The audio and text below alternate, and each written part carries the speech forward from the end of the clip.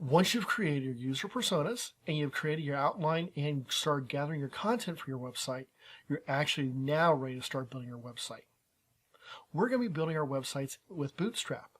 Bootstrap is a mobile-friendly, responsive CSS framework. What that means is all the hard work about creating a responsive website is already done for us. We simply need to learn how to use their framework. The Bootstrap framework is a very popular framework. It has a lot of experience and has gone through several versions, each one expanding upon things they've learned about previous versions and making it even better. So let's show you how we're going to get Bootstrap so we can start working with it. There's a couple different ways. First way is we could download our files and then reference them up on our web server.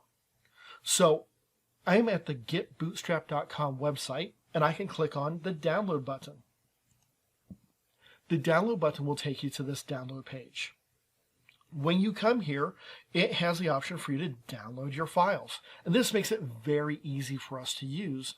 We just copy this into our paths, reference those files, and now we'll be ready to use Bootstrap.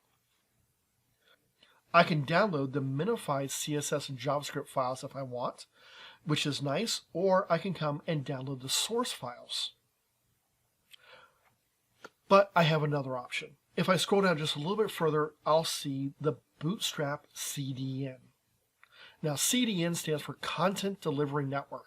And what that means is they have put their files up on a server and we can go access them. All we need to do is click on the copy button and paste the information for the link into the website. This is a pretty effective way to reference your websites. As long as you have a network connection, you'll be able to use these files. An added advantage is if the user has already accessed these files through another website, then they might already be storing in the cache, and therefore they don't even have to download them.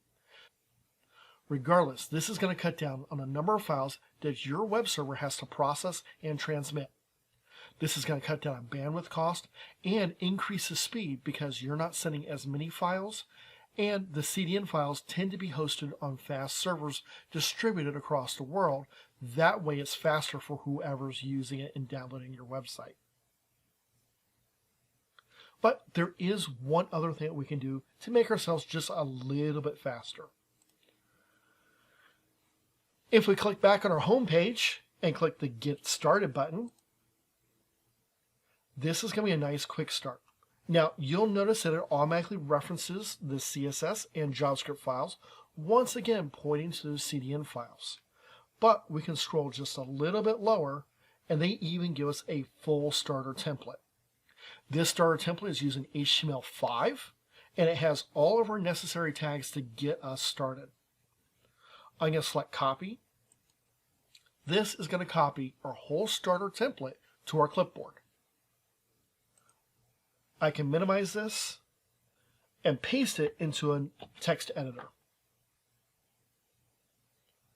I'm going to save this file. And when I save this file, I'm going to call it template.htm. Now, I happen to be using Notepad++ as my text editor in this case. However, I've used Bootstrap in Visual Studio, Notepad++, like you see here, Dreamweaver, plain Notepad or other text editors, even as a WordPress template. Bootstrap has a lot of flexibility because it's just CSS. So if you're using an HTML editor, doesn't matter which one, you're able to use Bootstrap. Now, their template is set up as a very basic HTML file. If I come here to my just starting file and I open it inside of Chrome, you'll notice that I have a hello world, and that's it at this point.